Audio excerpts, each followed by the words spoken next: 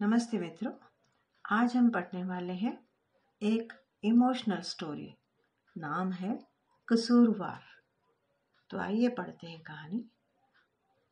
परिधि ने सिर झुकाकर हाथ में प्रेस उठाई और प्रेस करने ही लगी थी कि इतने में उसे ध्यान आया कि वो तो दूध गैस पर ही रखा ही है। दौड़कर वह रसोई में गई। तब तक दूध उबलकर गैस को भिगो गया था। उसने तेज हाथों को चलाकर साफ करना चाहा, पर आती हुई सास की नजर उस पर पड़ी गई। तुझे तो कितना भी समझा लो बहू, पर तू तो गलतियों का पुतला है। तुझे तो कोई भी काम ढंग से करना आता ही नहीं है। ना मेरे बेटे का ख्याल रखती है, ना ही रसोई की चीजों का ध्यान रखती है। पता नहीं घर में करती क्या रहती है। शोभा जी गुस्सा किए जा रही थी। परिधि उनको चुपचाप सुनती जा रही थी और तेज गति से नाश्ता भी बना रही थी, वरना अभी आलोक गुस्से में नाश्ता छोड़कर चले जाएंगे। तभी ससुर गिरिराज जी आते हैं और गुस्से में अखबार फेंक देते हैं। ये क्या तरीका है? घर में सबसे पहले कौन उठता है? परिधि ही उठती है, शोभा जी ने कहा। अच्छा, तो ये अखबार बाहर क्यों पड़ा था? परिधि ने इसे उठाया ही नहीं, पूरा बिखर गया था। अपने पापा की आवाज में आलोक हाँ में हाँ मिलाता है। सही है, सब परिधि की गलती है। ये कोई भी काम ढंग से नहीं करती है। ये अगर ढंग से काम करे तो घर में शांति बनी रहेगी। अब फटाफट नाश्ता लगा दे। आलोक को नाश्ता परोसने में 2 मिनट की देरी क्या हो जाती है? इतने में शोभा जी चिल्ला पड़ती है। मेरा बेटा ऐसे तो भूखा ही चला जाएगा। तेरे भरोसे तो शाम हो जाएगी। कोई भी काम फुर्ती से नहीं करती है। ऐसी करेगी तो जरूर इसकी मीटिंग छूट जाएगी आज। परिधि ने फटाफट नाश्ता लगा दिया और आलोक ऑफिस चला गया नाश्ता करके। आधे घंटे बाद आलोक का गुस्से में भनभनाते हुए फोन आया।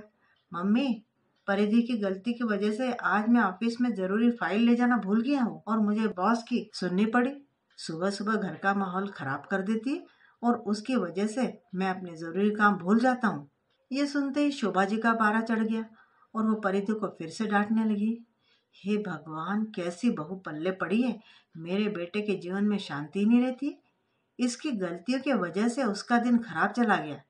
तूने आज उसे याद क्यों नहीं दिलाया कि वो फाइल लेकर जानी है? मम्मी जी, उन्होंने तो मुझे किसी फाइल के बारे में कुछ नहीं बताया था। मैं उन्हें क्या याद दिलाती। अब तो बेकार की सफाई मत दे। तेरी गलती की वजह से आज उसकी मीटिंग छूट गई।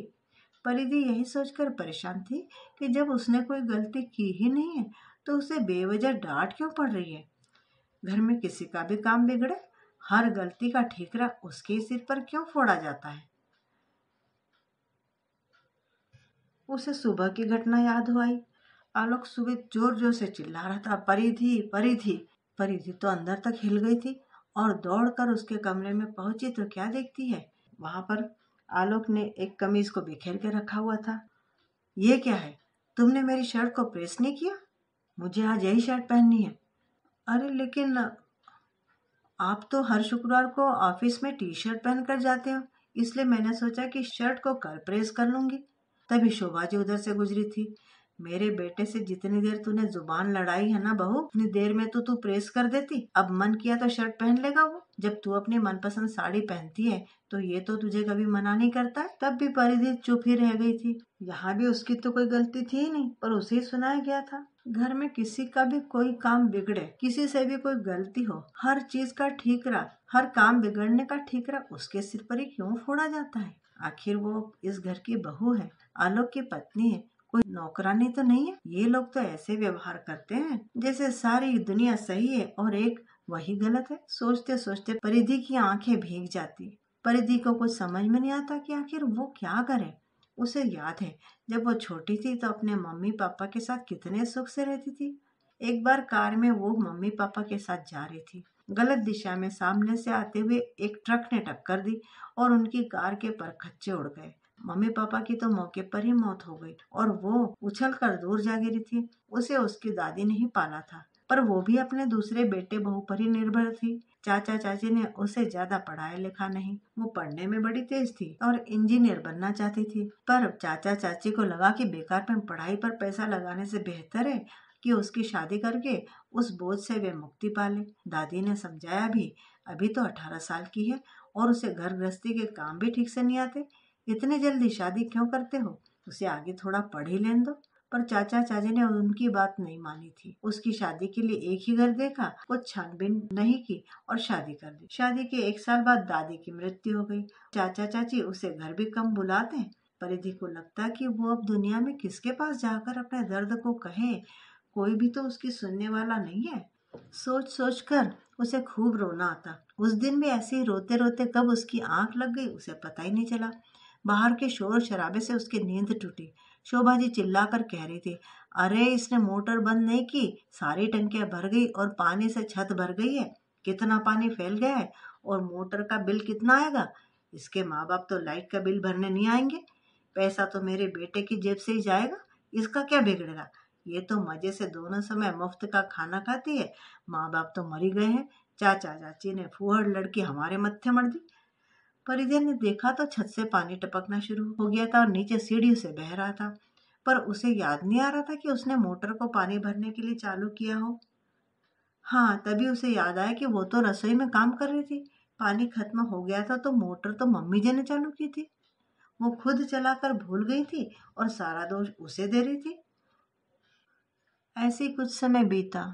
परिधि ने एक प्यारी सी बेटी को जन्म दिया। भूमि के आने से उसका मन बहुत खुश हो गया था। अपनी नन्ही गुड़िया को बाहों में लेकर वो सारे दर्द भूल जाती थी। वो ससुराल वाले के ताने सुनकर भी अपनी बेटी की परवरिश में लग गई थी।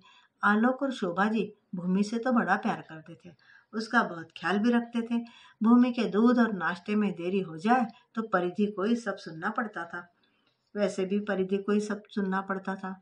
भूमि एक दिन खेलते खेलते पार्क में गिर गई थी। उसे बहुत चोट आई तो सबने मिलकर फिर परिधि को ही डांटा। सब तेरी गलती है, हमारी पोती का ध्यान नहीं रख सकती है, जाने कौन से काम में लगी रहती है। परिधि को उस दिन भी बहुत दुख हुआ। घर के लोग भूमि से प्यार करते हैं, ये तो अच्छा है, पर पार्क में तो भूमि अपनी सहेलियों के साथ गई, माँ के साथ तो नहीं गई थी। हर बार उसे कसूरवार क्यों ठहराया जाता है। भूमि अब धीरे धीरे स्कूल में भी जाने लगी थी और 12वीं तक पढ़ ली थी, लेकिन वो हिंदी मीडियम से पढ़ी थी। शुरुआती कक्षा में तो परिधि ने उसे अच्छे से पढ़ा दिया था, लेकिन अब भूमि 5वीं कक्षा में आ गई थी और अंग्रेजी मीडियम स्कूल में पढ़ रही थी। परिधि उसे अब नहीं पढ़ा पाती थी। भूमि के नंबर कम आने लगे थे तो उसके जिम्मेदार भी परिधि को ही ठहराया गया। आखिर वो क्यों अपनी बेटी का ध्यान नहीं रखती है। आखिर उसने एक दिन आलोक से कहा, आलोक, मैं अंग्रेजी मीडियम से नहीं पढ़ी हूँ, तो आप भूमि के लिए ट्यूशन ही लगवा दीजिए। आपको तो वैसे भी समय नहीं मिलता है, हमारी बेटी पढ़ाई में कहीं पीछे न रह जाए। परिधि ने कहा, अपनी सलाह अपने पास ही रख। तेरे माँ बाप ने तुझे पढ़ाया होता तो मुझे बेटी के ट्यूशन के लिए पैसे खर्च नहीं करने पड़ते। तेरा चाचा चाची तुझे पढ़ाना चाहते होंगे पर तू ही पढ़ती नहीं होगी, तभी तो हर काम में पीछे रह गई। आजकल की पत्नी को देखा है, बराबर से कमाती है, पति का साथ देती है, और एक तू है, बस दोनों वक्त मुफ्त की रोटियां तोड़ती है। ये सुनकर परिधि की आंखें भर आई। हमेशा आलोक उसे फूहड़पन और मुफ्त की रोटियों का ताना देते थे। आखिर उसकी गलती क्या थी। ऐसे ही सालों निकल गए। परिधि घर की बहू थी, आलोक की पत्नी थी, पर उसे कभी मान सम्मान और प्यार नहीं मिला। उसे तो बस सबकी गलतियों के लिए दोषी ठहराया जाता था। वो कभी इन सब के खिलाफ ज्यादा कुछ बोल नहीं पाई, बस सहती रही। ऐसे ही सालों निकल गए और अब भूमि कॉलेज में आ गई थी। वो अपनी मम्मी परिधि से बहुत प्यार करती थी। बचपन से देख रही थी कि उसके दादा दादी और पापा उसकी मम्मी के साथ कितना बुरा व्यवहार करते। पर पहले तो छोटी थी, वो कुछ कभी बोल नहीं पाती थी। अब वो समझदार हो गई थी, अच्छा बुरा सब समझती थी। अपनी परीक्षाओं की तैयारी कर रही थी। एक रात भूमि पढ़ते पढ़ते सो गई और उसके कुछ प्रश्न छूट गए। सुबह वो अपने पापा से बोली, पापा कुछ क्वेश्चंस रह गए हैं। ये सुनती आलोक का पारा चढ़ गया। ये सब गलती तेरी मम्मी की है, उसे भी तेरे साथ में जागना चाहिए था, तेरा ध्यान रखना चाहिए था। परिधि, परिधि, आलोक चिल्ला चिल्ला कर परिधि को आवाज देने लगा। जरा सी भी अक्ल नहीं है क्या तुझमें। बेटी की परीक्षा चल रही और तू मजे से सोती है। आज तेरी गलती की वजह से इसके कुछ प्रश्न रह गए हैं। तू रात भर साथ में जागती तो भूमि परीक्षा की अच्छे से तैयारियां न कर लेती। भूमि के दादा दादी भी सारा दोष उस पर मढ़ने लगे। परिधि बरसों से ये सब सहन कर थी, अब उसे एहसास हुआ और आज वो चुप न रह सकी। आप लोग बस कीजिए, मैं आप लोगों के आगे हाथ जोड़ती हूँ। ये सब अब तो बंद कर दीजिए, मैं बचपन से सब देख रही हूँ। पापा, आप क्यों हर गलती का ठीकरा अपनी पत्नी के सिर फोड़ देते हो? गलती चाहे किसी ने भी की हो, पर उसके लिए दोषी सिर्फ मम्मी को ही क्यों ठहराया जाता है? मम्मी कोई पंचिंग बैग है जो जब आया एक मुक्का मारता चला गया? और मम्मी, तुम सब सहन करती चली आई हो। पापा, आपने अपनी पत्नी का ख्याल नहीं रखा, ये आपकी सबसे बड़ी गलती है। आपको अपनी माँ का दर्द समझ में आता है, बेटे का दर्द समझ में आता है, लेकिन आपने अपनी पत्नी की परेशानी को कभी नहीं समझा। पापा, मम्मी बचपन में उन्हें छोड़कर चले गए, तो इसमें मम्मी की क्या गलती है?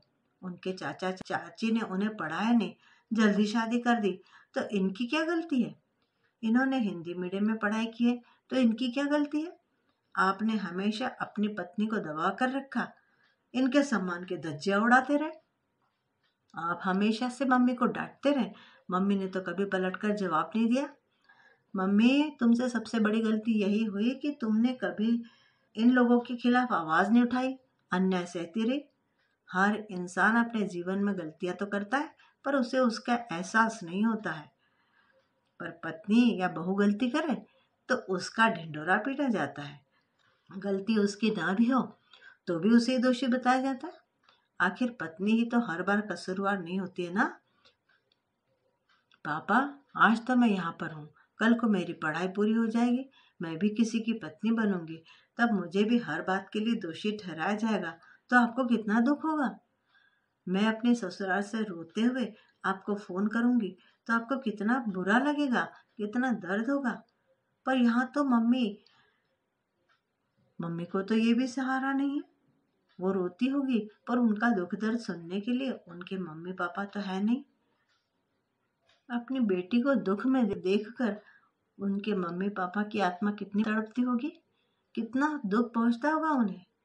भूमि की बात सुनकर सभी के चेहरे पर चुप्पी छा गई। कोई कुछ बोल नहीं रहा था, सब अपने गलत व्यवहार के लिए शर्मिंदा हो रहे थे। पापा, सच्चे मन से बताइए, मम्मी ने क्या हमेशा बस गलतियां ही की है?